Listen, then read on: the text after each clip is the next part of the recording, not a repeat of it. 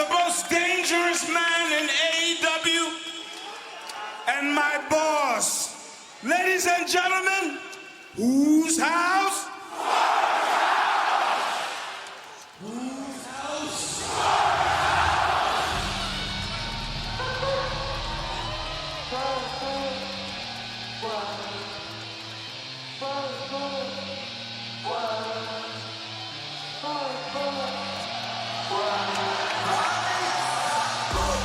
There he is, the former AEW World Champion, Swerve Strickland. But the man that has been at the forefront of the mind of MVP since his arrival in AEW. MVP pointing out that Swerve Strickland, not only has he suffered 2 consecutive losses for the first time in his AEW career, not only was his childhood home burned to the ground, but Swerve Strickland also lost the AEW World Championship, all under the watch of Prince Nana. I think it's a very valid point, if we're honest. I mean, clearly by the looks of things, Prince Nana is more concerned with shilling his coffee than introducing a man who he calls his boss. He may be his boss now, but if MVP has his way, maybe for not much longer. That's exactly what MVP said. He said, you're too worried about the coffee. And listen, I think Swerve is the type of athlete, and it's not a slight on Prince Nana. Swerve's the type of athlete, he can bounce back from 2 straight losses. He can bounce back from, that's nothing for him. But think about how high profile those losses were. Sure. The main event, Wembley Stadium, all in London for the AEW World Championship. The cage match, unsanctioned as it was, but still a loss to Hangman Adam Page at All Out. Whose house? Whose house? Whose house? Whose house? Whose house? Whose house? Whose house? Whose house? Prince's. That's all he's got, Yeah, if I'm honest. Yeah, it just, he's hyped up on coffee, apparently. It's a great moment having Swerve back home, isn't it? Great moment.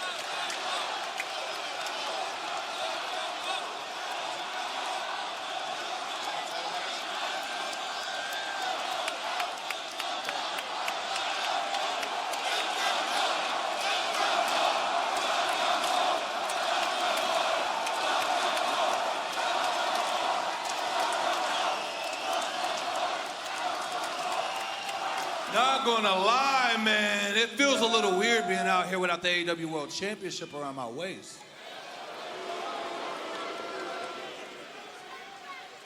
But with that home welcome, man, I'm kinda happy again, man. Thank you very much.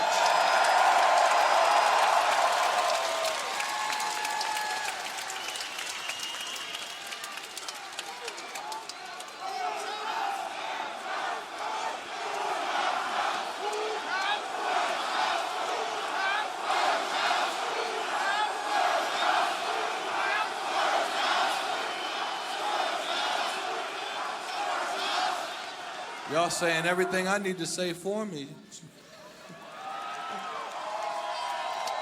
I'll cut to the chase on one thing. My medical update.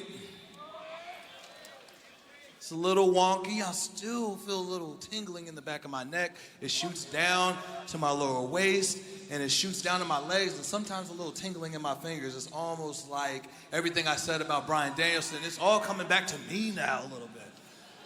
Karma is a mug, ain't it? But with all that being said, I am medically cleared.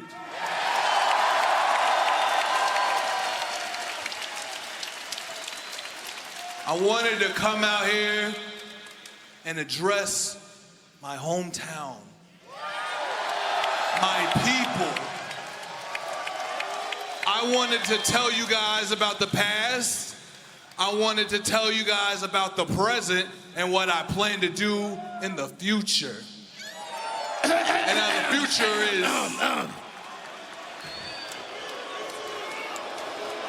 Your future. What a wonderful segue, Swerve. MVP Because Shelton Benjamin. it's your future that I'd like to discuss with you. But They said they'd be here. your minion, maybe he didn't give you my business card because you haven't called me back. You haven't answered any of my emails. You haven't answered any of my DMs. So I figured that you must be in deep contemplation, thinking about the decisions that you're gonna have to make regarding your future.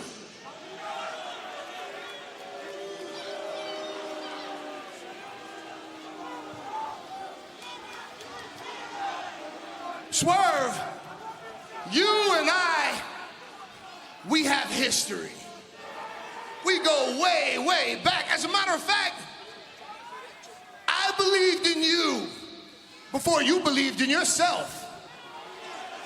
I was the one that told you about the great things that lay ahead for you.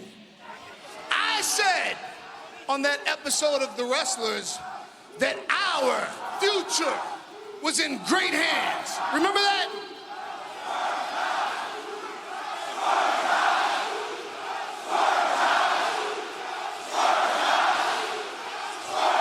You're absolutely right. It is Swerve's house. It is. But right now, unfortunately for Swerve, your career seems to be floundering just a little bit. Wait a minute. My resume speaks for itself.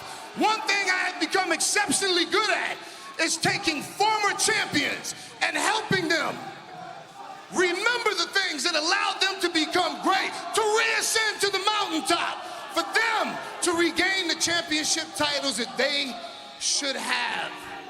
So Swerve, now that I'm here, let's talk some business, shall we?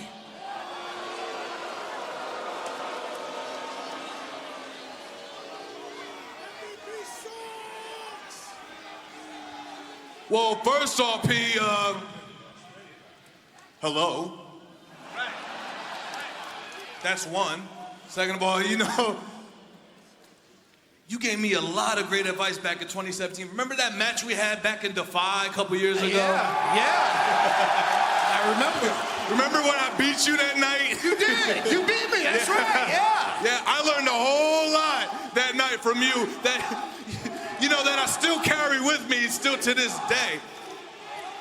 Even further, I watched you take a lot of great stars and really ascend them to superstardom, above pro wrestling. I watched you do that, and that is inspiring. That was so inspiring, just like you, Shelton Benjamin. You were such a big inspiration for me, and I'm sure a whole lot of other people sitting there right now. Matter of fact, 12-year-old Swerve would be standing here right now crying. Just being across the ring from you, your presence meant that so much for me. It was so impactful, man. You paved the way for guys like me to do what I do in this ring, for black wrestlers to do what we do in this ring, and that's because of you.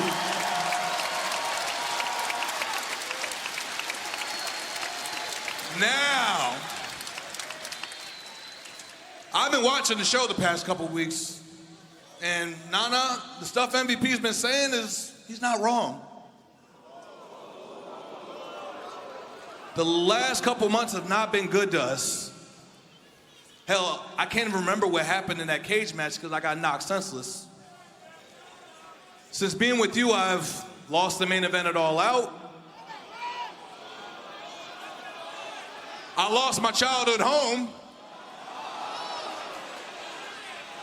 But most importantly, I lost my championship. All under your watch.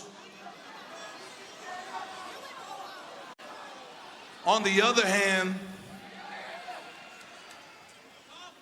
I wouldn't have had all these things to begin with if it wasn't for you, Nana.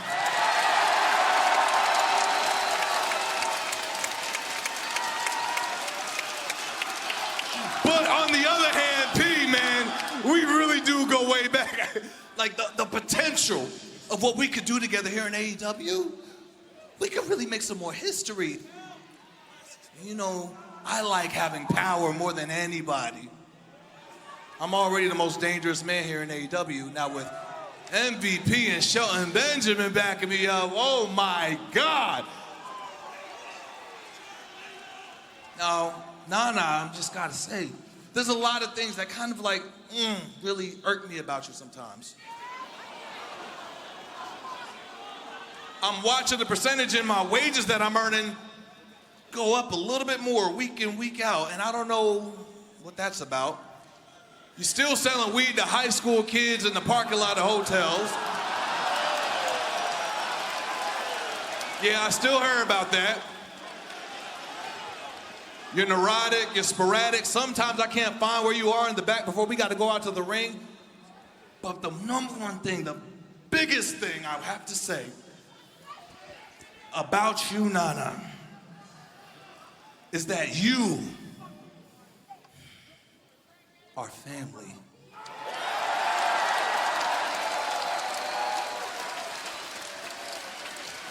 And I don't turn my back on family for anybody.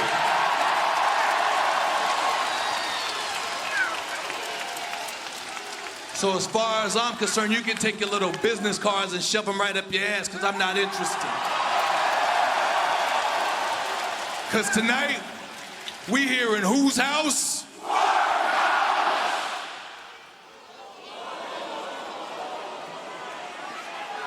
I think you may have misread the situation.